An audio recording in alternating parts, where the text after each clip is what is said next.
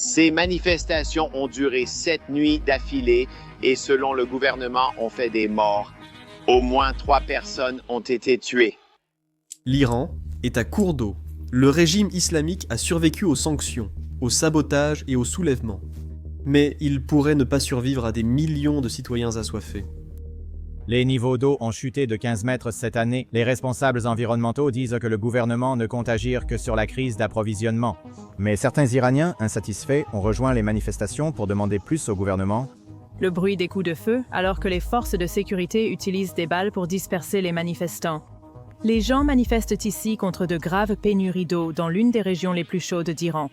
Mais les manifestations se sont transformées en contestation contre le gouvernement et le guide suprême du pays. L'Iran est tellement désespéré que le gouvernement envisage d'importer de l'eau des pays voisins. Oui, vous avez bien entendu. Importer de l'eau. 5 ans de sécheresse et 40% de précipitations en moins ont amené les réservoirs de Téhéran à un niveau critique. Les experts disent que le principal barrage de la capitale n'a à peine qu'un mois d'eau restant, ce qui signifie qu'à la fin septembre, Téhéran pourrait officiellement manquer d'eau. Les pénuries étaient des graves, mais une gestion irresponsable a encore aggravé la crise. Cette semaine seulement, le 19 août, les autorités ont admis un incident inattendu dans le réseau d'eau, qui a privé de grandes parties de Haramabad, où vivent 370 000 personnes d'eau potable. Personne ne sait si les services reviendront un jour. Au lieu de résoudre le problème, les dirigeants iraniens ont estimé que le principal souci était que les gens en parlent. Ils ont donc coupé Internet. Actuellement, 27 des 31 provinces iraniennes n'ont plus d'accès. Seules 4 en ont partiellement. En plus de cela, des millions d'Iraniens subissent des coupures de courant de 6 à 12 heures chaque jour. Et dans certaines régions, il n'y a rien du tout. Sans électricité, eau ni contact extérieur. Des barrages majeurs comme l'Ar et l'Atian sont à moins de 15% de capacité certains rapports, évoquant seulement 1% d'eau. C'est pire dans le sud. Les lacs ont disparu, les réserves d'eau souterraines sont asséchées. Et d'innombrables villes n'ont pas vu d'eau couler de leurs robinets depuis des semaines. Mais il y a 10 ans, le système d'eau de l'Iran résistait encore. Les barrages Kake, Dez et Karoun gardèrent les champs verts au Khouzistan et ailleurs. La rivière Karoun, autrefois la plus grande et la seule rivière navigable d'Iran, alimentait les villes, nourrissait les industries et maintenait le sud-ouest en vie. Les zones humides de Hamoun, à la frontière afghane, étaient autrefois la 7e plus grande du monde. Aujourd'hui, il ne reste presque que de la poussière, non parce que la pluie a cessé, mais parce que le système l'a détruit de l'intérieur. La corruption, la cupidité et des années de mauvaise gestion ont ruiné le pays avant même la sécheresse. Vous voyez, l'Iran n'a jamais eu beaucoup d'eau à la base. Il ne reçoit qu'environ 250 mm de précipitations par an. C'est environ un tiers de la moyenne mondiale. Pourtant, la planification minutieuse n'est pas la priorité. Durant la majeure partie du siècle dernier, les dirigeants et élites iraniennes ont poursuivi des objectifs absurdes. Et maintenant, les Iraniens ordinaires en paient enfin le prix. Les dirigeants iraniens étaient autrefois obsédés par de vastes projets, comme construire d'immenses barrages, mener une révolution verte et rêver de transformer les déserts en paradis verdoyants. Sous le dernier Shah, Mohammad Reza Pahlavi, notamment dans les années 1960 et 1970, l'Iran s'inspirait des États-Unis. Des méga-projets comme le barrage Hoover et la Tennessee Valley Authority captivaient leur imagination. Dans les années 1950, le Shah a engagé une entreprise américaine, composée d'ex-responsables de la Tennessee Valley Authority, pour repenser l'infrastructure hydraulique du Khouzistan en Iran. La Tennessee Valley Authority avait transformé des régions pauvres des États-Unis en terres agricoles productives grâce à des barrages, et le Shah rêvait de reproduire ce succès. Très vite, les barrages en béton et les structures en acier sont devenus des symboles de progrès, de prestige et de modernité. Les dirigeants iraniens voulaient en construire un maximum de barrages le plus vite possible. Que ces barrages aient un sens pratique ou non, eh bien il semble que personne n'ait vraiment pris la peine de vérifier. À la fin des années 1970, des barrages apparaissaient partout, et l'obsession du Shah pour les méga-projets signifiait que les besoins des gens ordinaires, comme l'école, la santé ou des emplois stables, étaient souvent ignorés. La frustration grandissait, mais la révolution islamique de 1979 est survenue et a tout bouleversé. Au début, Les Iraniens ordinaires espéraient que le nouveau gouvernement islamique commencerait enfin à prêter attention à leurs besoins fondamentaux. Mais cela n'a pas eu lieu. Au lieu de cela, le régime révolutionnaire s'est révélé tout aussi obstiné que l'ancien. Même si le nouveau régime islamique était fondamentalement en désaccord avec presque toutes les autres politiques du Shah, il a étrangement adopté sa vision selon laquelle aucune rivière ne devait rester sans barrage. Au fil des décennies, l'Iran a construit des barrages si rapidement qu'au début des années 2000, il est discrètement devenu le 3e plus grand constructeur mondial, derrière la Chine et le Japon. Pendant l'ère du président Hashemi Rafsanjani, un nouveau barrage était achevé en moyenne tous les 45 jours. Les gens l'avaient surnommé le commandant de la construction. En 3 décennies, l'Iran a construit plus de 600 barrages.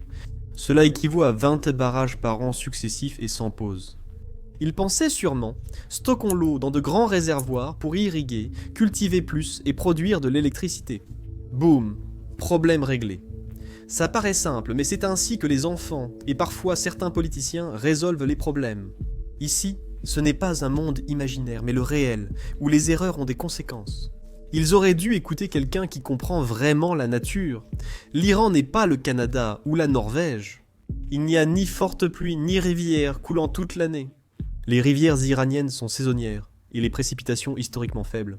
En étouffant ces cours d'eau déjà restreints avec de grandes barrières de béton, vous ne créez pas l'abondance mais la fragmentation, la rareté et le chaos environnemental. Les barrages perturbent radicalement le flux naturel de l'eau.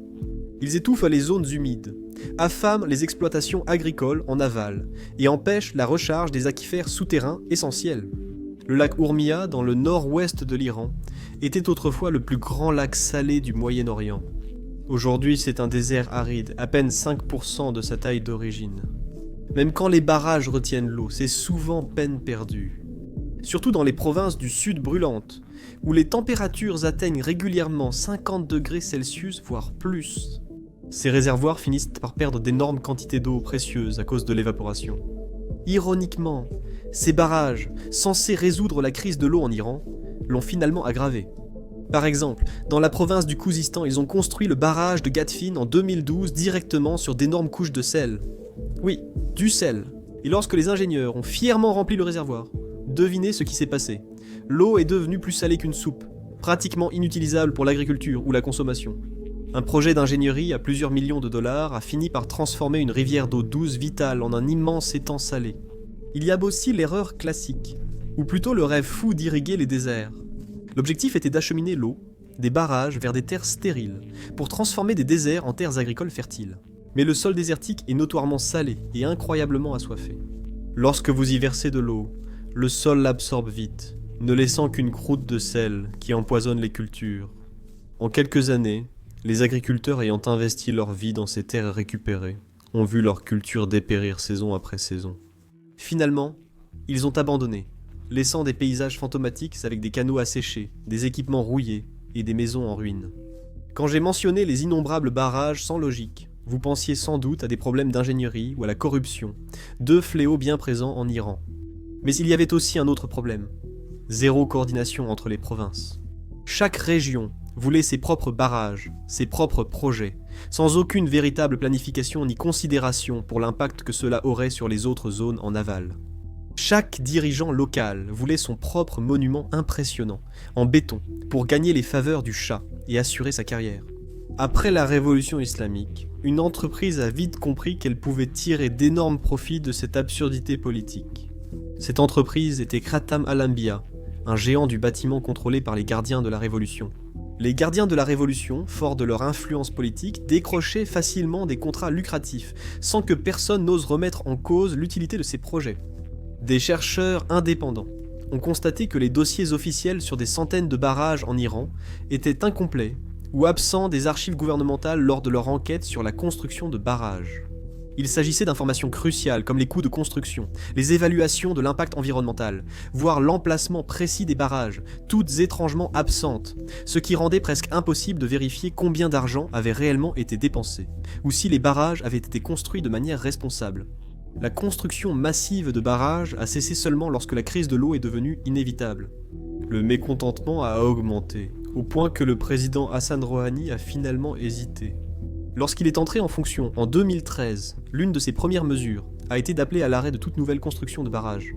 Il voyait clairement à quel point la situation était devenue incontrôlable, non seulement en privant l'Iran de précieuses ressources en eau, mais aussi en vidant le trésor public à cause de projets pharaoniques douteux et inutiles. Le plus fou, c'est que Rouhani avait raison. Selon les experts, l'Iran doit maintenant démanteler d'urgence au moins 500 barrages pour avoir ne serait-ce qu'une chance de rétablir un certain équilibre environnemental. Ces décennies de construction effrénée de barrages ont été coûteuses, contre-productives et désastreuses, n'ayant causé que souffrance humaine, gaspillage économique et probablement la pire crise de l'eau que l'Iran ait connue. Mais bien sûr, les barrages ne sont qu'un élément de la longue histoire de mauvaise gestion de l'eau en Iran. L'autre moitié concerne la façon dont l'eau est réellement utilisée, ou plus précisément, mal utilisée, en particulier dans l'agriculture. Le gouvernement iranien, avant et après 1979, visait l'autosuffisance alimentaire à tout prix. L'idée était de cultiver notre blé, notre riz, tout ce dont nous avions besoin, sans dépendre des importations. Un objectif noble, mais ils ont oublié que produire autant de nourriture exige beaucoup d'eau douce que l'Iran n'a jamais eu en abondance. L'agriculture consomme énormément d'eau, et les pratiques agricoles en Iran étaient, et restent franchement, d'une négligence et d'une inefficacité choquantes. Environ 90% de toute l'eau douce de l'Iran est directement utilisée pour l'agriculture, et le pire, c'est qu'une grande partie de cette eau est complètement gaspillée. De nombreux agriculteurs iraniens pratiquent encore l'irrigation traditionnelle, inondant les champs en espérant que des cultures poussent. L'efficacité moyenne de l'irrigation dans tout le pays est d'environ 35%, ce qui signifie que la majorité de cette précieuse eau s'évapore ou s'infiltre avant de bénéficier aux cultures. À titre de comparaison, l'irrigation goutte à goutte moderne dépasse 90% d'efficacité. En plus du gaspillage, le transport de l'eau par canaux ouverts ou tuyaux défectueux cause une perte supplémentaire d'environ 12%. Imaginez l'ampleur de la négligence et le mépris total, non seulement pour aujourd'hui, mais aussi pour les générations futures. Pendant des décennies, cela importait peu. La population iranienne était moindre, les puits peu profonds et nombreux, et l'efficacité de l'eau n'inquiétait personne, car ce n'était pas nécessaire. Aujourd'hui, l'Iran doit nourrir 90 millions de personnes, et ces méthodes ne suffisent plus. Dans de nombreuses zones rurales, les agriculteurs doivent forer des puits toujours plus profonds chaque année. Mais il y a une limite à la profondeur qu'ils peuvent forer avant d'atteindre le fond. Pour des millions d'Iraniens, ce jour est déjà arrivé. Pendant des décennies, les pompes au diesel ont été utilisées. Elles ont inlassablement aspiré jusqu'à la dernière goutte d'eau souterraine des aquifères de l'Iran. En fait, selon l'estimation d'un climatologue, en moins de 50 ans, l'Iran a épuisé près de 70% de ses réserves d'eau souterraines. Des réserves que la nature a mis des millénaires à remplir. Savez-vous ce qui arrive quand on épuise imprudemment ces eaux souterraines ? La terre elle-même commence à s'effondrer. Autour de Téhéran et d'autres régions fortement exploitées, l'affaissement des terres devient un phénomène terriblement réel. En certains lieux, pour la surface s'affaisse de 25 à 30 cm par an, car une fois ces réservoirs souterrains vidés, la terre n'a plus de soutien. Les bâtiments se fissurent, les routes se déforment, les ponts et les voies ferrées bougent. Et de profondes fissures, certaines assez grandes pour engloutir une personne, s'ouvrent dans les champs des agriculteurs. Des zones s'affaissent de dizaines de centimètres par an à cause de l'effondrement des aquifères vides. Les bâtiments se fissurent, les roules se déforment et des crevasses liées apparaissent dans les champs. C'est comme si Mère Nature elle-même avait finalement perdu patience, estimant qu'ils en avaient assez pris et qu'il était temps de rétablir l'équilibre. Mais vous savez ce qui est encore plus frustrant. Après avoir gaspillé autant d'eau précieuse pour l'agriculture au point d'épuiser les nappes phréatiques, l'Iran a fini par cultiver les pires cultures possibles, aux pires endroits possibles, et exactement au pire moment de l'année. Historiquement, l'agriculture iranienne reposait sur des céréales résistantes à la sécheresse comme l'orge, adaptées à son climat aride. Au XXe siècle, les habitudes alimentaires iraniennes ont changé, et le gouvernement a fortement encouragé la culture de plantes très consommatrices d'eau, comme le blé et le riz, même dans des zones inadaptées. Essayez de cultiver du riz, plante très gourmande en eau, dans des provinces comme Ispahan ou le Sistan et Baloutchistan. Dans le Sistan, les agriculteurs étaient encouragés, parfois forcés, à planter des pastèques. Chaque kilogramme de pastèque nécessite environ 170 litres d'eau. Les Iraniens le savaient-ils ? Sans doute pas, mais les décideurs auraient dû le savoir. Il est absurde et irresponsable de cultiver des plantes très gourmandes en eau, dans une région recevant à peine 5 cm de pluie par an. Le gouvernement iranien a finalement compris et a interdit la culture du riz dans ces régions pauvres en eau. Mais à ce moment-là, il était déjà bien trop tard, les dégâts étaient déjà faits. De vastes zones salinisées, nappes phréatiques épuisées et moyens de subsistance ruinés. Et enfin, il y a autre chose qui aggrave infiniment tous ces problèmes. Quelque chose qui n'est pas entièrement la faute de l'Iran, mais plutôt une responsabilité partagée par toute l'humanité. Le changement climatique montre que la nature traite tout le monde de la même façon, animaux comme humains.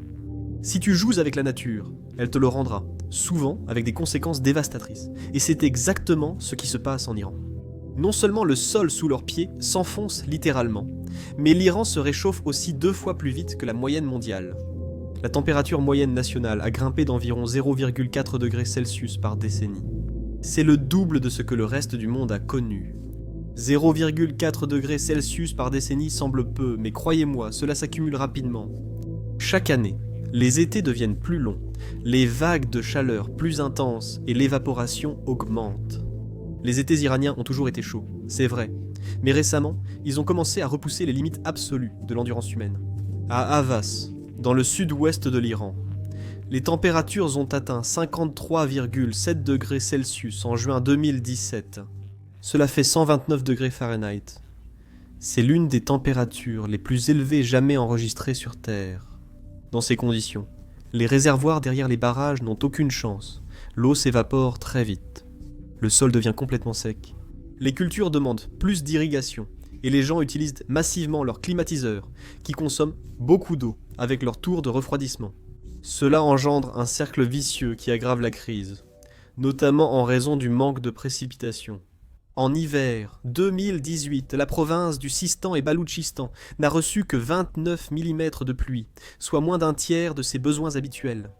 Les agriculteurs prient désespérément pour les pluies du printemps. Mais bien souvent, ces pluies ne viennent tout simplement jamais. Lorsque la pluie arrive, ce sont souvent de brèves averses intenses, causant des crues ordres soudaines, au lieu de s'infiltrer dans le sol. L'eau s'écoule rapidement, gaspillée alors que la terre reste assoiffée. Maintenant, comme je l'ai déjà dit, on ne peut pas vraiment en vouloir à Mère Nature pour cela. Le gouvernement aurait dû mieux anticiper. Depuis des années, l'Iran subit de fortes sécheresses puis de violentes inondations, tandis que les températures continuent d'augmenter. Les scientifiques estiment qu'à ce rythme, le Moyen-Orient, dont l'Iran, pourrait voir ses températures moyennes grimper de 5 degrés Celsius d'ici la fin du siècle. Cela transformerait toute la région du Golfe en four à ciel ouvert, où même de courtes périodes passées à l'extérieur deviendraient insupportables, sans parler de travailler dans les champs ou de marcher jusqu'à l'école. Les rues se videraient pendant la journée. Le travail en extérieur deviendrait dangereusement impossible, et les personnes âgées, les enfants, ou toute personne vulnérable seraient exposées à une chaleur mettant leur vie en danger. Mais cela, ce n'est que si les habitants de cette région parviennent à survivre et à surmonter d'une manière ou d'une autre la crise de l'eau dévastatrice à laquelle ils sont déjà confrontés en ce moment. Déjà aujourd'hui, la crise de l'eau en Iran a atteint presque tous les coins du pays. 19 des 31 provinces du pays subissent une grave sécheresse, forçant des villes à dépendre de camions-citernes et à subir un rationnement strict, recevant à peine assez d'eau pour survivre. Rien qu'au Sistan et Baloutchistan, environ 1/5 de la population, soit près de 500 000 personnes, ont déjà quitté leur domicile ou sont sur le point de migrer à cause du manque d'eau. La plupart sont agriculteurs ou éleveurs, impuissants face à la mort de leur bétail et à la stérilisation de leurs terres autrefois fertiles. L'assèchement total des zones humides rend les tempêtes de poussière et de sable plus fréquentes et inquiétantes. La ville de Zabol, dans le Sistan, a été nommée la ville la plus polluée du monde par l'Organisation mondiale de la santé en 2016, en raison des tempêtes de poussière incessantes qui remplissent l'air de particules microscopiques étouffantes. Et ces tempêtes causent des ravages sur la santé publique. Les maladies respiratoires, l'asthme et les infections pulmonaires ont explosé, avec des hôpitaux remplis à capacité, surtout pendant la fameuse saison des vents de 120 jours. Savez-vous ce que l'Iran a fait à ce sujet ces 10 dernières années ? Parfois, ils distribuent des masques, ferment les écoles temporairement et demandent aux gens de rester chez eux. C'est tout. Mais le problème, c'est que ces tempêtes de poussière peuvent parfois durer 4 mois d'affilée. On ne peut pas vraiment demander aux gens de s'enfermer chez eux pendant des mois entiers. Même en essayant, certaines tempêtes sont si fortes que rester à l'intérieur protège peu. La poussière s'infiltre par chaque fissure, les fenêtres tremblent sous le vent hurlant, et les personnes piégées dans ces conditions misérables doivent soit trouver un moyen de s'en sortir, soit endurer une vie dans un cauchemar sans fin. Le gouvernement iranien sait qu'il est en crise, mais sa gestion Eh bien, disons simplement que cela se résume surtout à prier et à espérer que le problème se résolve de lui-même. La foi fait parfois des miracles, mais le gouvernement ne doit pas gaspiller l'argent public juste pour prier avec les citoyens. Je ne plaisante pas, c'est arrivé. Fin 2021, des agriculteurs à Ispahan manifestaient après l'assèchement total de la rivière Zayanderud. Plutôt que d'offrir des solutions concrètes, l'ayatollah Alamoshota, religieux ultra-conservateur et beau-père du président Raisi, a réprimandé ces agriculteurs désespérés et leur a conseillé de prier davantage pour la pluie. Vous pouvez sans doute imaginer à quel point ce conseil a été bien reçu par les agriculteurs qui voyaient leurs champs se transformer en poussière. Pour les Iraniens ordinaires, la patience était déjà à bout. C'était juste de l'huile sur le feu. Prenez le Khouzistan par exemple. Cette province du sud-ouest a traditionnellement bénéficié de l'abondance d'eau grâce aux rivières Karoun et Karkhe. Ces rivières irriguaient autrefois des terres fertiles, alimentaient villes et villages, et nourrissaient les célèbres marais mésopotamiens en aval, connus internationalement. Mais des décennies de barrages, d'irrigation excessive et de sécheresses accrues ont tout changé. À l'été 2021, le Khouzistan affrontait une de ses pires crises. Mi-juillet, avec plus de 50 degrés Celsius, la situation était désespérée. Dans tout le Khouzistan, les habitants voyaient leurs robinets à sec pendant des jours, privant des milliers de personnes d'eau potable sous une chaleur accablante. Désespérés, les gens sont descendus dans la rue. Des rassemblements pacifiques pour l'eau sont vite devenus de grandes manifestations anti-gouvernementales dans toute la province. Je me souviens avoir vu des vidéos, malgré la censure en Iran, montrant des foules criant « Nous avons soif » et des slogans politiques comme « À bas la République islamique ». C'était frappant de voir à quelle vitesse les slogans sont passés de simples supplications pour de l'eau à dire essentiellement au régime d'aller au diable. Dans une ville, des manifestants ont scandé « Reza Shah, que ton âme soit bénie », saluant le dictateur écarté des décennies auparavant. Un pays va mal quand ses citoyens en viennent à regretter un ancien dictateur. Maintenant, de façon surprenante, même le guide suprême de l'Iran, l'ayatollah Khamenei, a publiquement reconnu que les manifestants n'avaient pas tout à fait tort d'être en colère. Déclaration rare et empathique d'un homme peu enclin à soutenir les manifestants. Tandis qu'il tentait d'apaiser la situation, les forces de sécurité agissaient à l'opposé. Elles ont réprimé brutalement, tirant à balles réelles sur la foule. Plusieurs jeunes hommes ont perdu la vie. Du sang a coulé à cause de l'eau. Des dizaines d'arrestations ont eu lieu, mais les manifestations ont duré plus d'une semaine. Les habitants de villes comme Téhéran et Ispahan montaient sur leurs toits la nuit, scandant des slogans pour montrer leur solidarité. La soif avait provoqué l'une des plus grandes manifestations du pays. Si un gouvernement ne peut fournir de l'eau, à quoi sert-il ? Même les autorités, habituellement promptes à réprimer violemment les manifestations, hésitaient d'abord, conscientes de la gravité de tirer sur des gens dont le seul tort était de demander de l'eau. Pourtant, à la fin, la force a été utilisée, et finalement, les manifestations se sont dissipées. Les autorités ont fait beaucoup de promesses, mais rien n'a vraiment changé. Le Khouzistan souffre toujours d'une sécheresse implacable, son peuple reste assoiffé, frustré et oublié. En novembre 2021, des manifestations similaires ont aussi éclaté à Ispahan, ville historique du centre de l'Iran. Pendant des siècles, Ispahan était un centre agricole et culturel, célèbre pour la rivière Zayanderud, qui coule sous de super ponts anciens. Autrefois, c'était différent. Aujourd'hui, la rivière n'est plus qu'un lit de sable asséché, privé d'eau par la surexploitation et détourné vers d'autres provinces et industries. Désormais, les agriculteurs locaux, surtout en aval, étaient indignés. Pour eux, leur rivière avait été volée et leurs moyens de subsistance abandonnés. En signe de protestation, ils ont entamé un sit-in pacifique, campant directement sur le lit asséché de la rivière près du célèbre pont Kajou. Au départ, seuls quelques agriculteurs manifestaient, mais en 2 semaines, des milliers d'habitants d'Ispahan, commerçants et familles, les ont rejoints. Les parents sont venus avec leurs enfants, créant une ambiance de grand pique-nique ou de rassemblement pacifique pour la justice de l'eau, loin d'une manifestation classique. Même la télévision d'État iranienne, habituellement contrôlée, a brièvement montré les manifestations, laissant momentanément croire que les autorités pourraient laisser s'exprimer la population. Mais à mesure que la foule continuait de grossir, le hasard est inévitablement devenu plus politique, et très vite, le régime a perdu patience. Le 25 novembre 2021, les forces de sécurité ont tristement confirmé leur réputation en incendiant des tentes. Les bulldozers sont arrivés. La police a utilisé matraques et gaz lacrymogènes pour disperser tous. Les familles ont fui la rivière. Les agriculteurs ont été battus, Et les manifestations pacifiques en mai sont devenues tellement violentes du jour au lendemain. Mais cette brutalité n'a fait qu'attiser une colère encore plus grande. Le soir et jusqu'au lendemain, Ispahan a connu de violents affrontements entre manifestants et police anti-émeute. Des foules furieuses scandèrent des slogans appelant à la mort du guide suprême et juraient qu'elles riposteraient. Des femmes faisaient les faces aux agents de sécurité, exigeant de savoir pourquoi ils tiraient sur des gens qui ne faisaient que demander de l'eau. Pourtant, tragiquement, la police a continué de tirer. Ils ont tiré avec des fusils chargés de chevrotines directement sur la foule, blessant des dizaines de personnes. Certains manifestants, y compris des agriculteurs âgés, ont été grièvement blessés, beaucoup ayant les yeux définitivement endommagés et le corps criblé de plomb. Des images et vidéos de visages ensanglantés sont vite devenues virales, poussant le gouvernement à couper Internet dans la région. En quelques jours, la manifestation a été réduite au silence. Et comme auparavant, toutes les promesses et garanties du gouvernement n'ont absolument rien donné. Aucun véritable changement n'est survenu. Agriculteurs et habitants souffrent toujours en silence. Mais aujourd'hui, des manifestations comme à Ispahan et au Khuzestan réapparaissent. Pas seulement dans quelques provinces, mais dans presque tout le pays.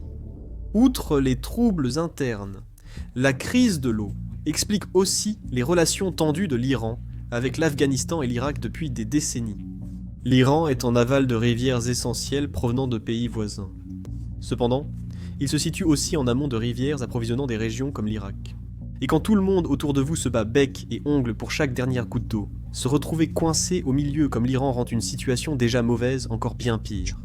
La rivière Helmand, appelée Hermand en Iran, coule des montagnes d'Afghanistan vers la province iranienne du Sistan-Baloutchistan. Depuis des siècles, les communautés des deux rives dépendent de l'eau de l'Hermand pour l'agriculture, la pêche et leur survie. Les différences sur le partage de l'eau existent depuis longtemps, au moins depuis les années 1800, quand les Britanniques intervenaient dans les affaires afghanes. L'Afghanistan, situé en amont, contrôle la source du fleuve et veut conserver davantage d'eau. Dès les années 1950, l'Afghanistan a construit des barrages et canaux sur l'Helmand, diminuant fortement le débit d'eau vers l'Iran. Pour calmer les tensions, les deux pays ont signé en 1973 un traité garantissant à l'Iran une part fixe des eaux de l'Helmand chaque année. Ce compromis paraissait équitable à l'époque, mais le traité fut vite caduc après des décennies de chaos en Afghanistan. Coups d'État, invasion soviétique, guerre civile, prise de pouvoir, puis retour des talibans et invasion américaine. Le traité resta donc ignoré et non appliqué. Aujourd'hui, l'Afghanistan est de nouveau sous contrôle taliban, qui refuse de laisser partir la moindre goutte d'eau dont ils ont tant besoin. Ils ont construit plusieurs grands barrages, dont Kamal Khan et Kazaki, pour capter plus d'eau en amont et sécuriser leur approvisionnement agricole et domestique. De leur point de vue, c'est logique. L'Afghanistan subit une grave sécheresse et cherche à garantir assez d'eau à sa population. En Iran, ces barrages ont empiré une situation déjà difficile. Pour l'Iran, le traité de 1973 sur l'eau de l'Helmand pourrait aussi ne jamais avoir existé. Téhéran accuse l'Afghanistan de violer l'accord, mais celui-ci affirme que ses réserves sont presque vides et qu'il n'a pas assez d'eau à relâcher. C'est un cas classique de deux voisins désespérés, souffrants, convaincus d'avoir raison, et aucun prêt ou capable de céder. Face aux promesses non tenues, en 2023, le président iranien Raïssi a exigé publiquement des talibans qu'ils livrent à l'Iran sa part d'eau, menaçant de conséquences. Les talibans ont aussitôt averti l'Iran de surveiller son ton, et la tension a conduit à des tirs entre les deux camps. À la fin, 2 soldats iraniens et un taliban sont morts. Des gens se sont entretués pour de l'eau. C'était la pire violence frontalière entre l'Iran et l'Afghanistan depuis des années. Par la suite, les deux pays ont parlé de mettre en place des comités conjoints pour résoudre le différend sur l'eau. Mais ces discussions sont largement au point mort, n'aboutissant à rien. L'Iran a de bonnes raisons de se méfier des talibans. À la fin des années 1990, lors de leur premier pouvoir, les talibans ont fermé le barrage de Kajaki, après un différend politique, stoppant l'écoulement du fleuve Helmand vers l'Iran. Les Iraniens n'ont pas oublié cette leçon brutale. Ils savent que les talibans utiliseraient encore l'eau comme arme si cela leur était utile. Ironiquement, l'Iran a construit 4 grands barrages au Sistan pour stocker l'eau promise de l'Helmand, mais elle n'est jamais arrivée. Aujourd'hui, ces réservoirs sont complètement à sec et abandonnés. Désormais, chaque été, l'Iran attend anxieusement, espérant un changement. L'Afghanistan va-t-il libérer de l'eau, ou l'Iran devra-t-il envoyer une autre délégation à Kaboul ? Cette eau est vitale pour des milliers de personnes au Sistan. Il est facile d'imaginer à quelle vitesse les tensions pourraient dégénérer en conflit. Les responsables iraniens et les médias locaux ont déjà commencé à utiliser des termes comme « guerre de l'eau ». Et honnêtement, il est facile de comprendre pourquoi. Tu sais ce qui est ironique? Ce que les talibans font à l'Iran? L'Iran fait exactement la même chose à l'Irak. À l'ouest, l'Iran contrôle plusieurs rivières et affluents importants qui se jettent dans le Tigre en Irak. Dernièrement, l'Irak a accusé l'Iran de couper ses sources d'eau. L'Iran construit activement des barrages, creuse des tunnels et détourne des rivières sur son territoire, souvent sans consulter l'Irak. Depuis 2020, des projets iraniens comme le barrage de Darian ont réduit de 85% le débit de la Siran, touchant plus de 100 000 Irakiens au Kurdistan.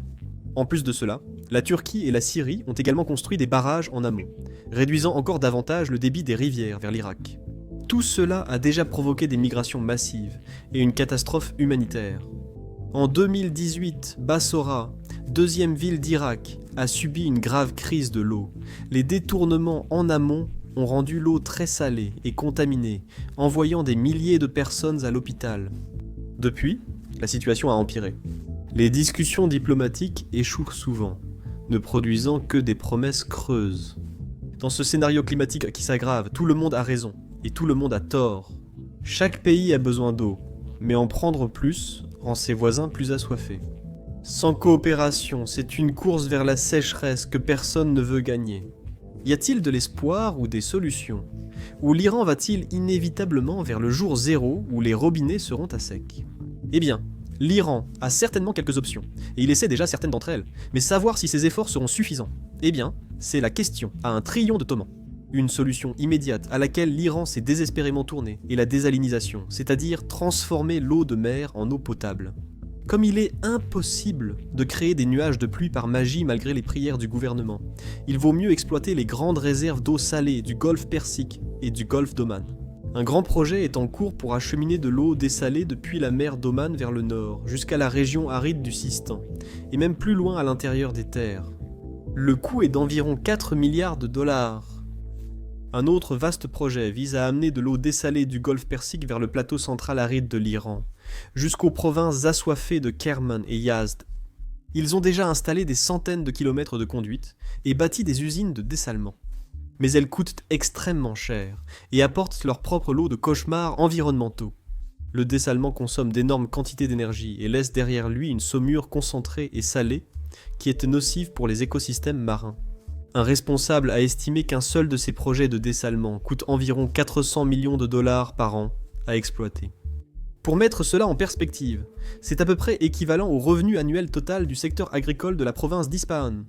C'est une somme folle à dépenser pour amener de l'eau, afin de cultiver des récoltes qui ne valaient même pas autant d'argent.